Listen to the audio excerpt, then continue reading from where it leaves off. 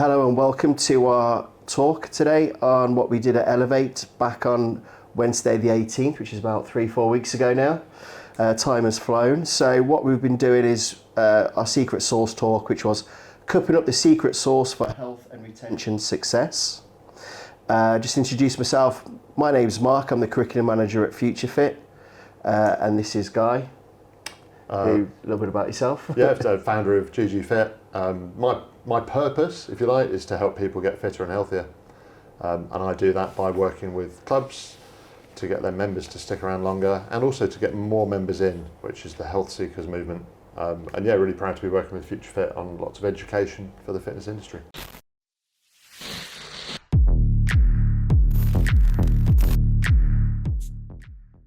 Yeah, it's also been great collaborating, but we'll chat about that towards the end. So with our talk, what we've got is we're looking at sort of 3 parts here. We're talking about retention recipes, which Guy will cover in a little bit more depth. We're also going to be talking and looking at health seekers. Again, that will be covered in a little bit more depth as well. And then also as well, what we're going to talk about is some partnership work. So Guy, you have a retention recipes. So why retention recipes? Good question. It's something that we developed so in conjunction with FutureFit, but just rewinding a little bit to a lot of the work I've done with clubs is sending out member emails and newsletters. We send out all sorts of communications, maybe a congratulations, you've been a member for 30 days, or we've not seen you for a few weeks, Mark, where have you been? But in terms of a newsletter, a recipe is often the most clicked on thing in a newsletter. And by recipe, I mean chicken with quinoa or protein balls or things like that. And if you look at one of the slides we showed at Elevate, it was Joe Wicks's newsletter. You might have heard of Joe Wicks. He always has a recipe in his newsletter, and I will put good money on the fact that that is the most clicked piece of content in that newsletter. So we came up with the idea of let's put some short, sharp ideas out for clubs that they can use, and we called them retention recipes. And we came up with a few ideas, and then went, hold on, we could write a recipe book for clubs. The concept being that we've got some starters for new members, we've got some main courses for keeping active members active, and then some desserts with a very basic, quick ingredient list. And here's maybe there's like 30 words of try this and get that. So that's where the retention recipe book came from. Yeah, and from that, what would you say your top 3 recipes are? Because I know that you've mentioned that we've had the starters, you got the mains, and you got the desserts. I know we went through some at Elevate. Yeah, so one of my favourites, and a really basic one, which actually we chatted about some of the audience at Elevate, got quite involved in this bit. It's the 7-day call. So one of my favourite starters is the 7-day call. The concept of which being 7 days after a member joins your club, you give them a call, see how things are going. It's really simple. Lots of clubs said that they used to do it, but are now thinking of doing it again. So a perfect example of a recipe. It's not always possible for a large club to call all of the members 7 days after they join. If you don't have the resource, you don't have to call everyone after 7 days.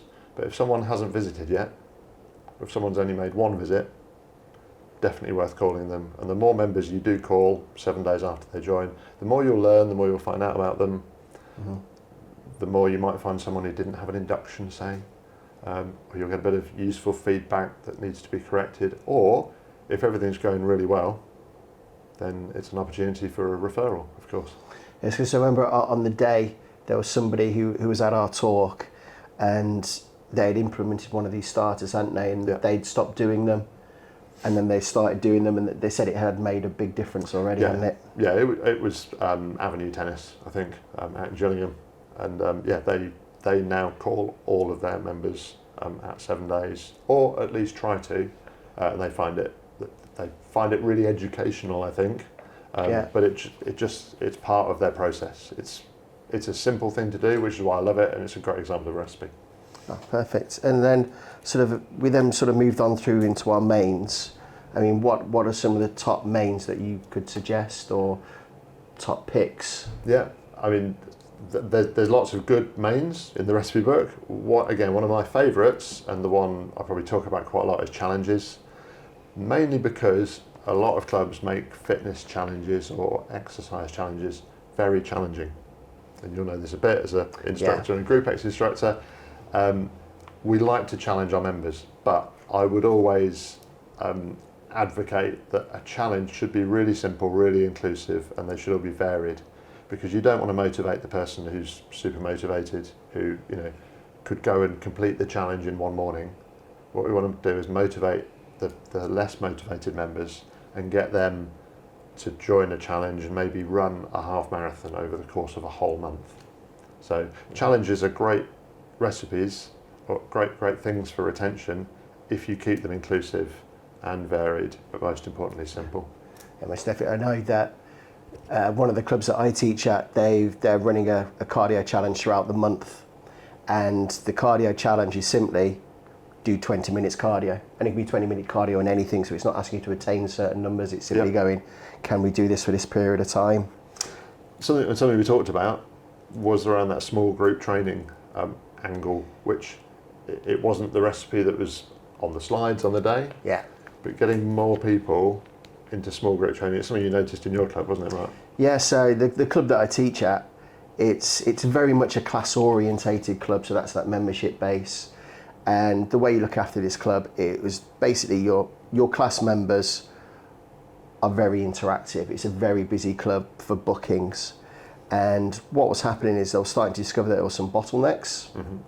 And from that, the way gyms and everything have seemed to evolve on gym floors become more open for a little bit more functional training, different concepts of classes on the gym floor, which is great. As a member, you're seeing people exercising in an open space thinking, I could try that one. But what they had is they were putting these classes on at the same time as the gym floor classes, so having a little bit of tweaks between the two of them, and it was just creating bottlenecks. And having a chat with the club and everything, we decided that sort of like in the mornings, instead of having your bespoke time of class like 9:30, the gym floor class would work absolutely perfectly, because it encapsulates that membership base where someone isn't doing a school run, someone is going to disappear for work, they're available, they want to do a class, but potentially it's fully booked, or there's not a class running at that particular time, and they've popped it on just after 9 o'clock, and it's gone down really, really well. I mean, this club, the way its membership base is, it does get busy in the mornings after the after the school runs. Yeah. And then it sort of dies down again, but then it picks up at lunchtime, then it picks up in the evenings as per. Yeah. But it's very much different to a city centre club or an outer city centre club. It's sort of right on a catchment area between the both. Yeah. So. But I've seen that a lot, and a lot of the clubs I've worked with lately, they're putting on more small group training or group PT, and it is it can be seen as a feeder into other classes. And listen, people that do classes stay longer. Yeah. But if you can get people from the gym floor to join in an exercise with 3 other people or 11 other people, there'll be more connection there. They are turning up at a certain time to take part in that group activity. But it can be a feeder through to stronger drugs, I think, as in group exercise. But there'll be people for which that is enough, but it's a progression from going to the gym, picking up weights, putting them down again, running on a treadmill. They're now doing it in a group setting, which means they'll stick around longer. Yeah, they've found that it's re-engaged some of their quieter members, sort of like the hit and miss members. You'll see them for a few classes, they'll disappear, they'll come back the following month, a few classes disappear. But a small group training session, it's really gone to town with them, it's really worked, it's resonated with them. And as a result of that, they've put on more classes throughout the week to encapsulate this, keeping it at sort of around 8, to keep that nice connection between the instructor and the members that are coming and doing these ones. So that's not in the recipe book at the moment. I think that might be in recipe book number 2. That whole small group training thing. Yeah. Volume 2. Yeah. And then we moved ourselves onto desserts for levers. Yeah. Well, desserts. So the desserts section of the book covers absentees and levers, or deserters, I suppose. But the thing with people that are leaving or cancelling their membership, some clubs will still stick their heads in the sand and think, well, they all hate us. And 1 or 2 of the, say, 50 people who are leaving your club do and are never coming back. But the rest will give you some knowledge if you just reach out to them. So reaching out to them in all the different ways you can.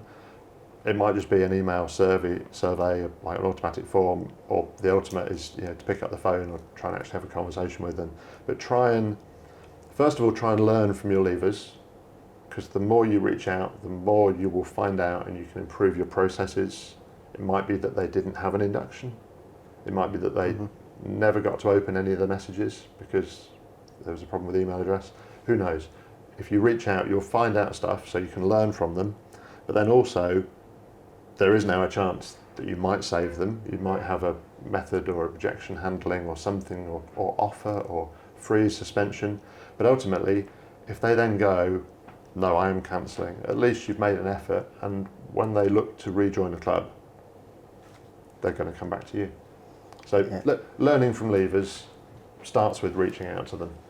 That's the third recipe we went through at Elevate. Yes, I know that at this point at Elevate, I then turn around and sort of throw a spotlight onto you. It says, you know, what would be your favourite recipe or recipes? I mean,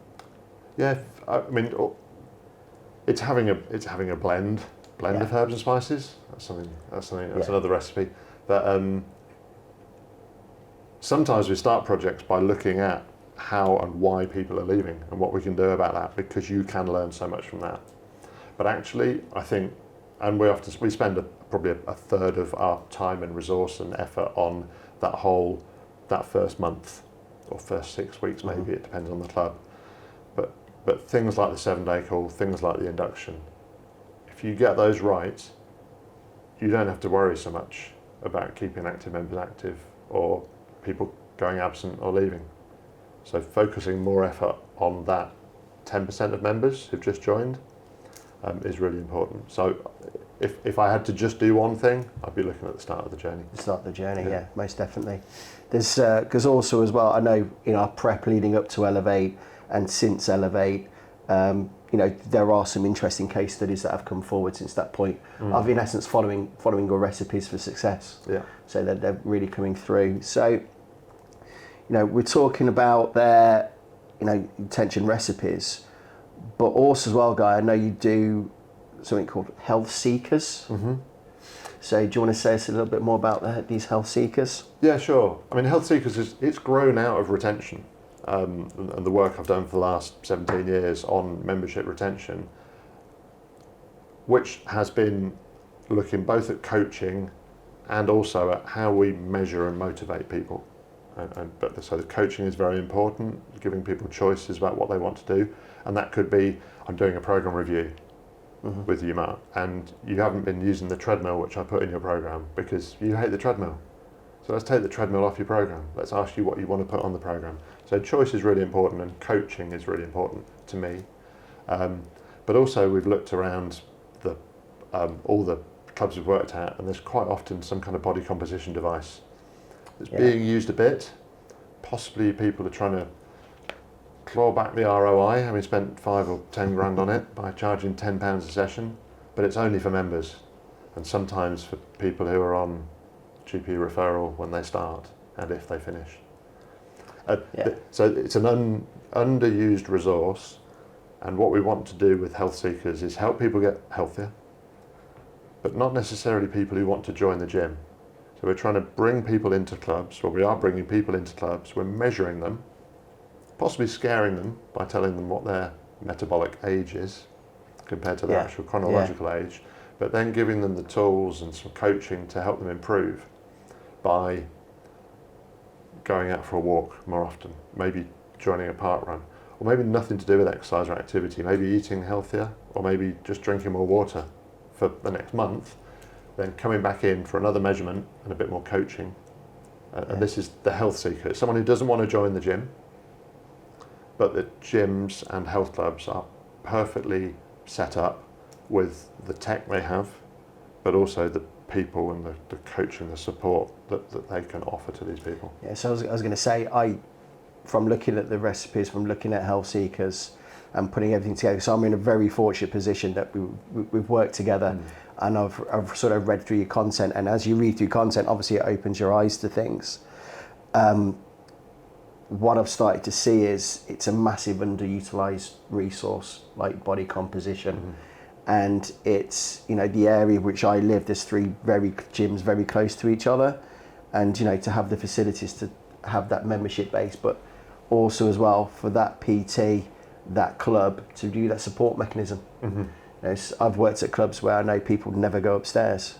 They prefer to be downstairs, just go to the swimming pool and use the sauna, because that's what they want to do.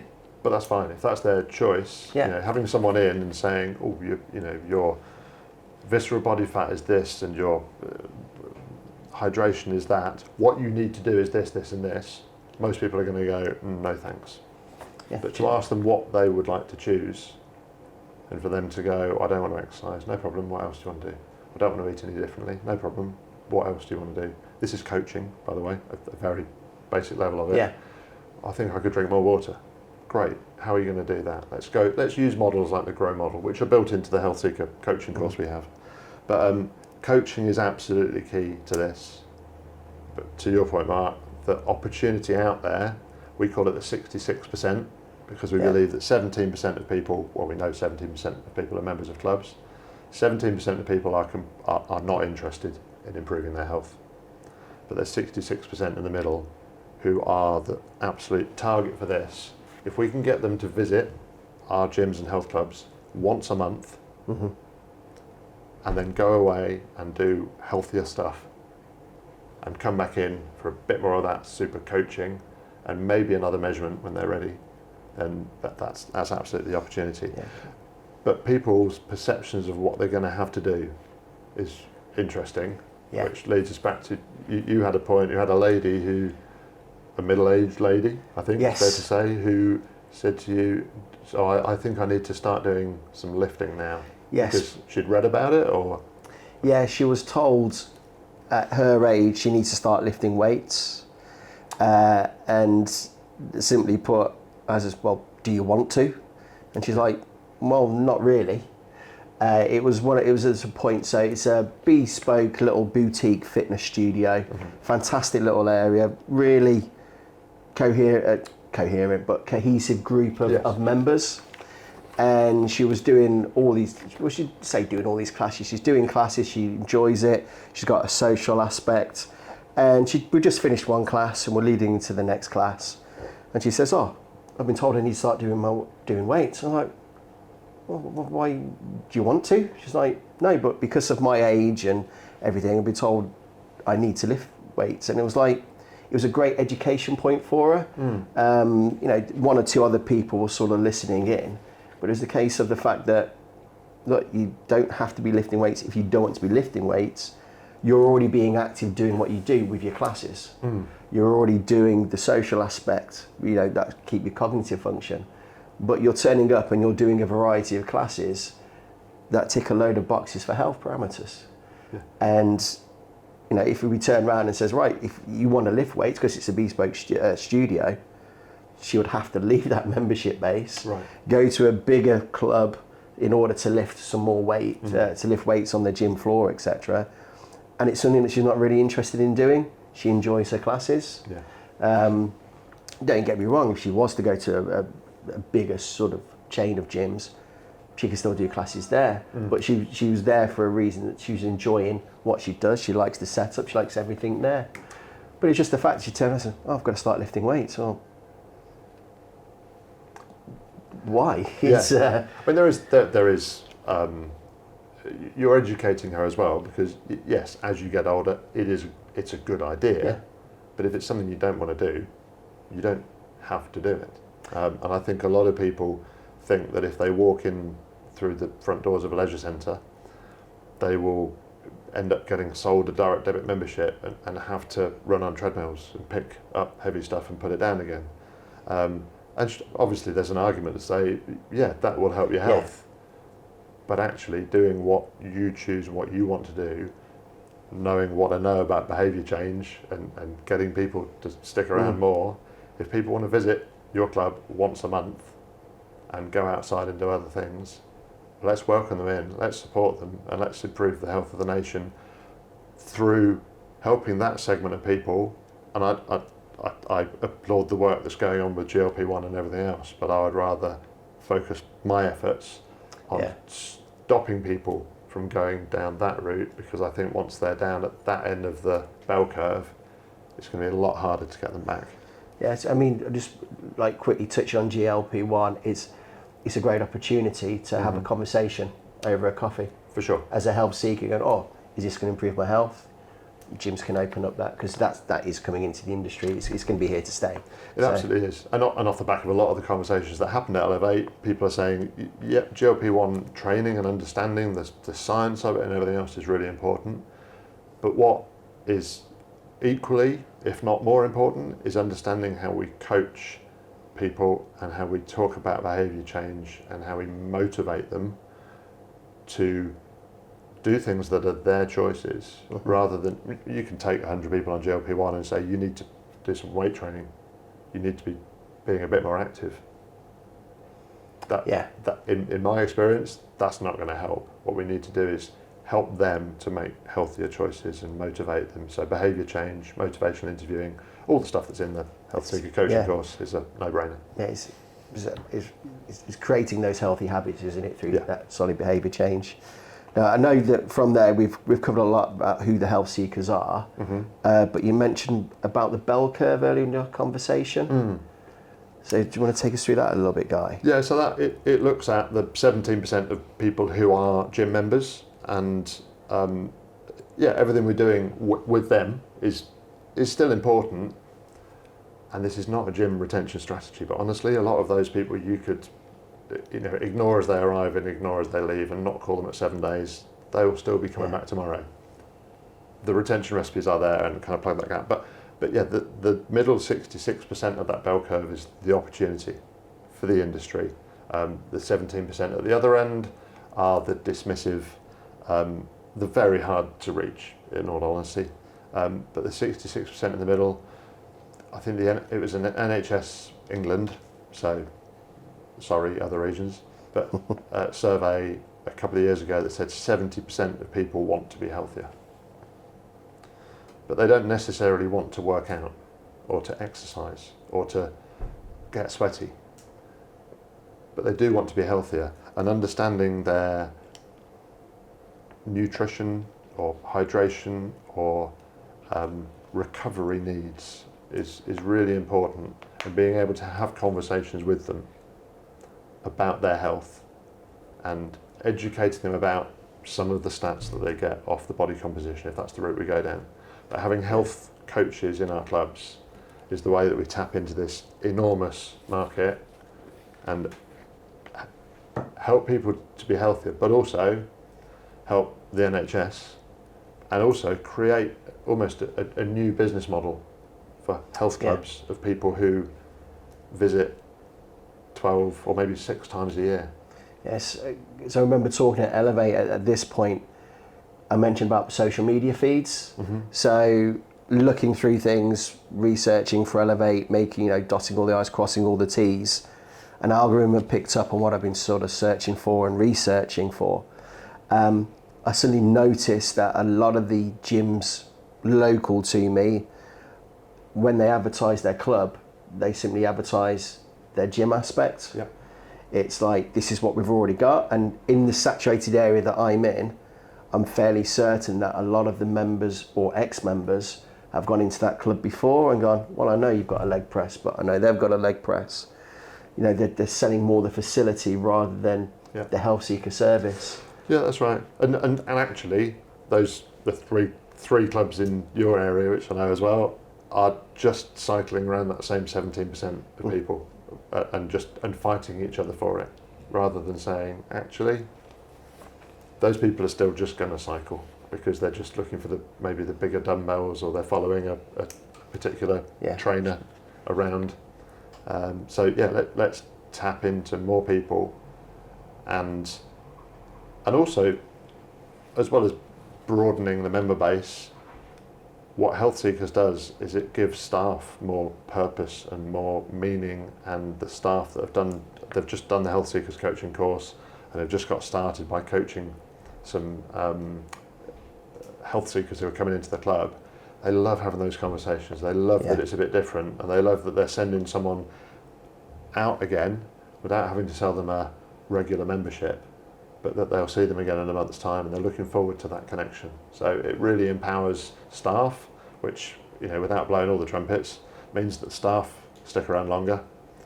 Which it makes it a happier workplace, talking retention. about what no doubt what we're passionate about. Well, they in the also, industry. those health seeker coaches also then want to go and practice that learning on the existing members, which also helps retention. So Yeah, a happier workplace to come into, enjoying your job a lot more as well. Yeah. I know we've already talked about the body composition, and I know at Elevate at this point, you threw out a question to the audience just saying, does anyone charge for using body composition? Touched on that.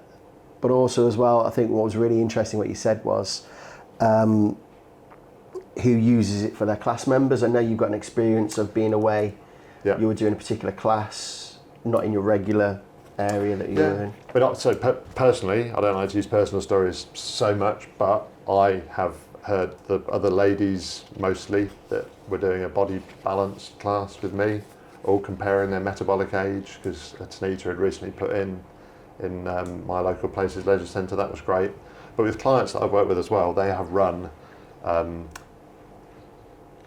challenges, going back to that recipe, of people doing group exercise. Let's move the body composition scales to outside the studio and get people on it. And then they've had people a month later who've wanted to see if they are a year younger, because that was the challenge, going actually into the gym, having never been in the gym before, because they were frightened about going into the gym because it's all blokes looking at them, isn't it? Well, no, it isn't. Not in most places.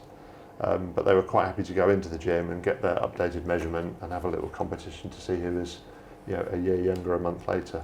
And again, it comes back to that connectivity and the community side of things, of a bunch of people all with a common goal, which is, that's what a club, that's the definition of a club. Yeah. But all buzzing and vibing off each other, and knowing that they were all trying to get a year younger over the course of a month. It's fantastic, isn't it? It's Yeah. So I know from conversations, I'm aware that a body composition machine has been moved to outside a studio, and it's really interesting to see from a class instructor's perspective, members coming in and checking their stats. It, like personal training would always check your, well, hopefully would always check your stats, see if you're making progress.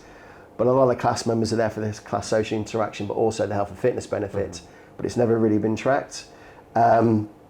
And then an interesting thing from moving it, what they've had to do is they've had to buy more paper for the first time in a long time. Right, okay, yeah. Because people are actually getting their printouts. Yeah. They're actually printouts going through. Yeah, I mean, certain people will want a printout. We're both sat here with bits of paper. Yeah. A lot of people now it'll be on the app. So yeah, it's digitally recorded there, and also you're tracking, on the app. You can see your changes in your particular stats. So I know that's how I do it. Yes, and at that point now we opened to questions from the floor, didn't we? At Elevate. I can't remember any that came through. I can't remember. I mean, it was things like, what, off the back of your question, do people charge for it already? That's it. It's like, Yes, sorry. What's the cost of a health check? Which it's a how long's a piece of string question. I think the way that we run health checks when we run projects, it's always important to put a value on it. It should never be free. I always say free is a four-letter word. But putting a value of somewhere between £25, £30 is probably average in the provinces, if I can say that. I know people are charging £50 to £100 for a 30 to 45 minute health check in London. Putting a value on it and then saying that it is funded, I think is important. And by funded, I mean we'll give your first one free. Yeah. No one ever really asks, I'm having this health check, but who's funding it? But getting people into that valuable appointment that is 30 minutes, that maybe £30, if you say it's worth £30, more people will turn up. Yeah. And the measurements and the body composition, it's a good, important part of it, and it's tech and it's cool. But the real value is you are spending 30 minutes with a coach who is listening to you, hopefully. Yeah. And you're going away with some really solid takeaways that, and looking forward to your next appointment that you're probably now paying £30 for. Because by saying the first one was worth £30, you're also framing it. And when you say to them, do you want to book a follow-up? They're thinking, yeah, this is now going to cost me 30 quid. At which point you might discount to 25 if they book it now. But yeah, cost was certainly one that came up. I'm trying to think, was there anything else? Yeah, I'm just trying to think anymore. I don't think there was, but I remember us saying that, you know, for those, in essence, for the health seekers, but not just the health seekers, those swimmers that just come in and use the pool, they were coming in, you know, get them onto the body composition, you know, being charged for. It's putting that value onto that health aspect, isn't it? Yeah, I mean, as a member, if you're in, whether you're in the gym, it's kind of obvious, but people who are doing classes or people who are swimming, let's get them on the body comp devices as well. Let's give them that value. If they're a member and paying a membership fee, they should use it. Yeah, we probably want them to dry off, you know, before. Yeah. Don't just come on in your trunks. Yeah. But and it's something we talk about a lot going back to retention.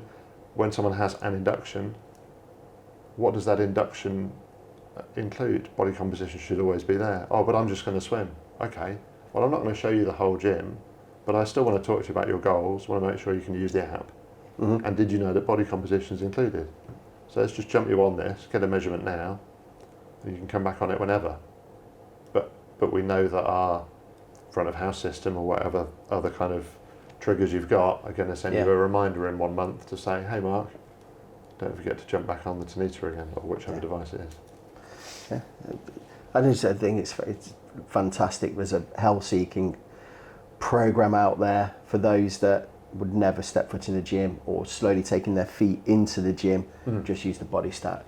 You know, for that health coaching from someone who's qualified on that gym floor. Yeah, that's right. I think it's fantastic. The key for me, I think before we get into partnerships, is it is that education, support, and having body composition scales there is important, but way more important is to have a resource or some staff who understand how to have those healthy conversations and to talk to people, because that's the real value of a health seekers program, I would say, which is why it might even be a segue here, I don't know, but that's why I'm proud to have put that course together with FutureFit. That's you know, where our partnership really kind of took off. I would say that links really well to the work that we've been doing together, because previously we've worked together on health seekers, which I know we're going to have another revamp of, have a look at. But most recently we partnered up to work on a retention series that is out there now. How did it work for you working with us at FutureFit? How did it go? Yeah, good question. You can be honest, don't. I'm just sitting here at FutureFit, being filmed by FutureFit. But no, honestly, it's been really good. Writing e-learning is very complex, and I'm definitely not an expert in writing e-learning courses. So pulling my knowledge out of my head and out of my book and out of all the different workshops that I've run, but putting that into an e-learning format that is still engaging and interesting and has retains the viewer as well, has been brilliant working with you on it and working with actually yourself on the retention series, Mark. It's been really good. Yeah, the back and forth sometimes, and should we do it this way, should we do it that way? Is this something we want to include or not? But yeah, it's been a pleasure writing it, and the feedback we've been getting from the platform, again, something that I don't have, having it on the Flex platform, the ability to just go, here are 10 licenses, here are 100 licenses, let's get people to try it out. So yeah, the learner experience and giving people certificates and giving them SimSpa points and all this kind of stuff, it's a minefield to negotiate, but you guys know it all, so it's great. Just kind of like there was a follow-up question from there that I want to ask that we didn't ask at Elevate. How did it feel to have, in essence, your courses sort of not so much pulled apart, but having looked at by someone more external to go, how did that feel for you? It was great. Yeah. Really made me think about how we could improve them, which bits were essential, which bits were necessary, which bits were, actually, does that need to be, I mean, the first course is called Retention Essentials, and it's a 45-minute, this is retention for anyone, for a cleaner or for a chief exec or for a lifeguard or for a fitness manager, but to have that little distilled version of, this is your starter for 10 for retention. We really pared that down, and then on the advanced course we've gone a bit big on that, but to have that picked apart has been interesting. So an outsider looking in at not all your work, but at your work. But that's kind of what I do for clubs as a consultant. I will go in and say, I know you think your attrition's that. I've measured it this way. There's no right or wrong way of doing it, but this is how I see it, and this is the way. And I've chatted to a few GMs, and I've been on some site visits. This is actually where your retention is from an outsider's point of view. And clubs really, well, all the clubs I've worked with really value that. Yeah. So to have that almost done to my content was, really interesting. Yeah, I just thought it was a nice follow-up question from there. I thought, should have asked Guy that one on that particular day, because it's obviously your IP, it's your intellect that obviously you've let us have a look at and release as a course. But work with and develop, and the handouts that we've got on the advanced course, for example, or the video clips, or all those interesting bits of the conversations, and should we use AI to make these conversations come to life, or some of the health seekers ones, we've got interviews with real people, I think.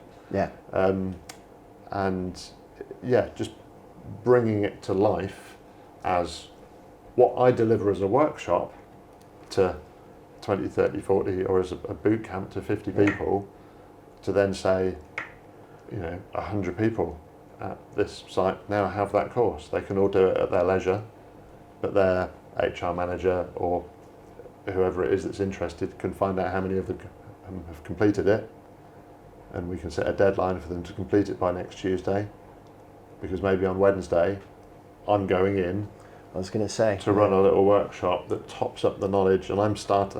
That's really nice when I walk into an organisation. It's a bit weird when people know me already because they've watched a bit of my video. You're on every video, But we can start from not square one, but from square 5 already. We can hit the ground running and really go through to 3 hours of content, but we're on a level already, so that's really useful. Yeah, it was. As I say, when we were sort of working together, I know that the fact that some people have concerns over e-learning, as in some people will prefer face-to-face, which is what GGFit offers with the boot camps in it. So it's nice to hear that the e-learning is out supporting that face-to-face element as well. To go with that, it's with the retention, the third and final course, the larger course, aimed that little bit higher up the chain. It's not something that we've popped together and gone, do you know what? It's now on the shelf. We can take it out here and everywhere. Because I know we've had conversations when we first released all these courses, going like, do you know what? We need to look at this course in 12 months. We need to look at this course. But we will constantly go back. We've already set dates in the diaries for actually later this month for me to just send you a reminder saying we need to have a look at some feedback, see if we're still happy with it. Absolutely, and that's another important part of it, is looking at the feedback. I mean, there's a lot more to the partnership, which I'll mention in a minute, but the feedback we get, we are constantly looking at that and just going, right, what's coming in, how are people finding it? But how has it been for FutureFit, working with GGFit, just to turn the tables a little bit? So it's absolutely fantastic from a personal point of view to have and go through and look at your content and see what is in there. It's fascinating. It was a really big insight. But it's really helping FutureFit deliver to more partners and deliver to more peers, because retention is probably one of those subjects that's not really talked about if we're talking about a PT journey. Sure.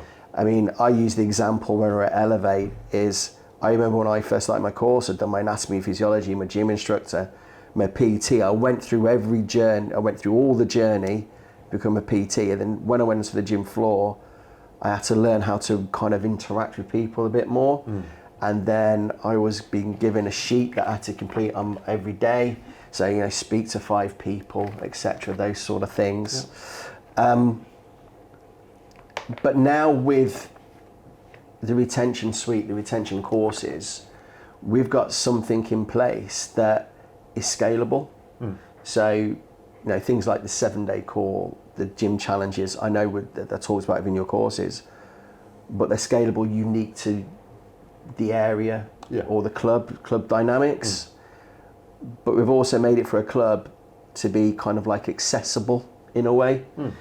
And then leading on from that, it's if you're the front of house staff or whether you're the exec, there's actually a journey there for you to work through.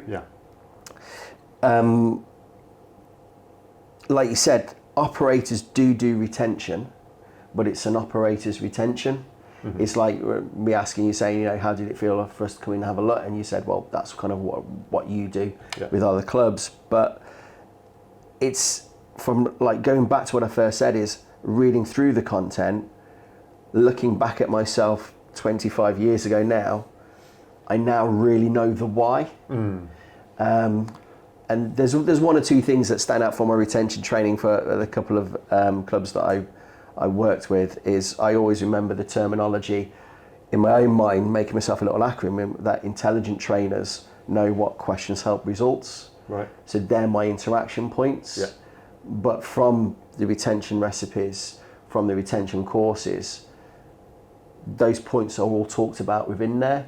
But I now know why. And a little bit more. That's, I think, the essentials course. It's a Simon Sinek quote. You know, always start with why. And I know actually it was something that you helped me with a little bit. Not so much going through. It wasn't why, how, and what, which is Simon Sinek. It was more awareness, understanding, and application as a structure of writing courses. But starting with why, start with the essentials course. The point of that course, or the purpose of it, is to help any staff understand what retention is, what it means to them, and why it's important. Because then they will just go and say hello to everyone, because it'll help their day go better. And occasionally, it's like the 3-metre rule. Why do you say hello to people when they come within 3 metres? Because they might want to complain, and if they do, let's get that complaint. Let's not ignore it.